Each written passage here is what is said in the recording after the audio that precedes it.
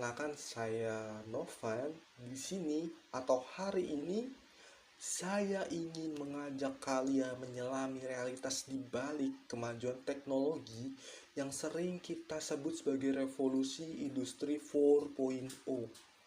Nah, serta bagaimana konsep society 5.0 hadir sebagai respons terhadap tantangan sosial yang dihadirkan oleh era digital ini.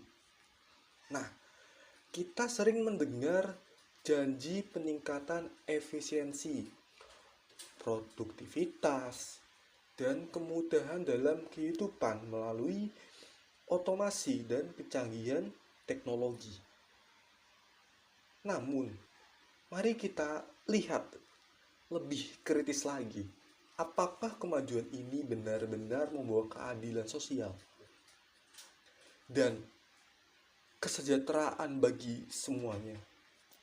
Atau justru menyukai ketimpangan, mengikis peran manusia, dan menimbulkan tantangan baru yang belum terselesaikan? Kita mulai dari sejarah. Revolusi industri pertama yang bermula di abad ke-18 dengan penemuan mesin uap menandai perubahan dramatis dari tenaga manual ke mekanisasi.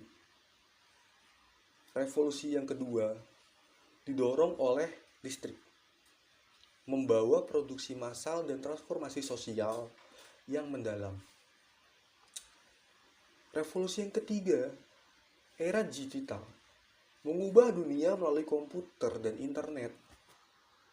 Sedangkan kini di era revolusi industri 4.0 kita menyaksikan integrasi antara dunia fisik dan digital. Pabrik pintar, adapun juga otomatisasi berbasis AI, AOT, dan big data yang menemukan mesin terhubung satu sama lain secara real time. Ada janji perubahan besar, tetapi juga potensi masalah serius. Dari keamanan, data, hingga penempatan peran tenaga kerja tradisional.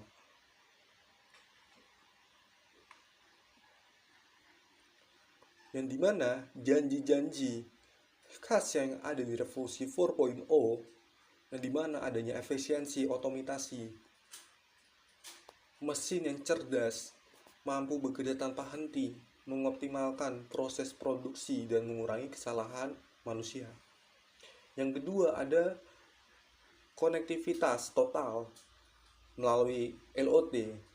Segala perangkat terhubung dan data mengalir bebas, membuka peluang inovasi tanpa batas. Berikutnya, ada keputusan real time. AI dan analitik big data memungkinkan pengambilan keputusan secara otomatis dan responsif terhadap perubahan kondisi pasar. Nah, namun sebagai mahasiswa yang kritis itu, kita harus bertanya, di balik semua itu, siapa yang sebenarnya mendapatkan manfaat? Apakah yang terjadi di lapangan tidak hanya menguntungkan perusahaan besar yang sudah ibaratnya mapan ya, tapi juga memberdayakan pekerja dan masyarakat luas? Ataukah justru semakin memperlebar jurang ketidaksetaraan antara mereka yang memiliki akses dan sumber daya dengan mereka yang tertinggal? Mari kita telah dampak sosialnya. Otomasi yang semakin canggih seringkali berarti pengurangan tenaga kerja di sektor-sektor tradisional. Ribuan pekerja yang selama ini mengandalkan pekerjaan manualnya kini terancam tersingkirkan. Selain itu, peningkatan produktivitas ini juga membawa risiko yang dimana adanya kesenjangan ekonomi.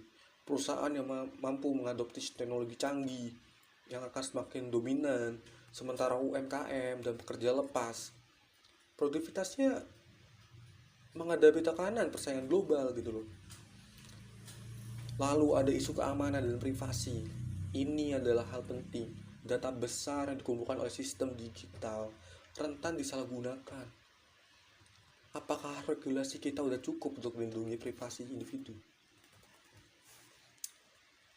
Ada juga dampak psikologis. Perubahan gratis di tempat kerja dan kehidupan sosial menimbulkan kecemasan, stres, bahkan krisis identitas bagi banyak orang.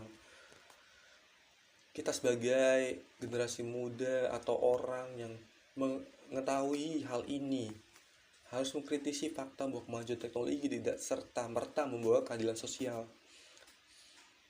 Banyak pihak yang meraup keuntungan di sini. Sementara sebagian besar masyarakat harus berjuang dengan perubahan yang tak seimbang. Di tengah segala kekurangan ini munculnya konsep Society 5.0, ya kan? Nah, berbeda dengan pendekatan revolusi industri 4.0 yang mengutamakan efisiensi dan keuntungan semata. Society 5.0 ini menempatkan manusia sebagai pusat. Ini adalah upaya untuk mengintegrasikan teknologi canggih dengan nilai-nilai kemanusiaan. Nah, untuk memastikan bahwa setiap inovasi digital juga memperhatikan kesejahteraan, inklusivitas, dan keinginan sosial. Nah, konsep Society 5.0 ini mengajak kita untuk mengutip bagaimana teknologi bisa membantu menyelesaikan masalah sosial seperti kemiskinan, terus ada krisis lingkungan. Bagaimana kita dapat memastikan bahwa setiap gangguan digital juga membawa manfaat nyata bagi masyarakat yang paling rentan? Nah, kita di sini memiliki peran dalam mengawasi, mengkritisi, dan mendorong perubahan. Teknologi seharusnya tidak menjadi alat untuk menjatuhkan atau alat untuk memperkuat ketidakadilan. Kita tuh harus menerapkan transparansi dalam pengembangan teknologi, penegakan peraturan yang adil, dan program pelatihan ulang agar semua orang memiliki kesempatan yang setara. Mari kita bersuara untuk hak-hak pekerja, untuk perlindungan data, dan untuk kebijakan yang mendukung inovasi demi kesejahteraan bersama. Ayo kita dorong perubahan melalui aksi nyata, diskusi kritis, dan partisipasi aktif di forum-forum publik. Teknologi seharus menjadi alat pemberdayaan, bukan alat yang menentukan. Teman-teman, revolusi teknologi yang kita saksikan adalah sekaligus tantangan kesempatan. Revolusi industri 4.0 dan Society 5.0 menuntut kita untuk berpikir kritis dan bertindak nyata. Kita harus memastikan bahwa kemajuan digital selalu berpihak pada nilai-nilai kemanusiaan dan keadilan sosial. Ya, mungkin segitu saja dari saya.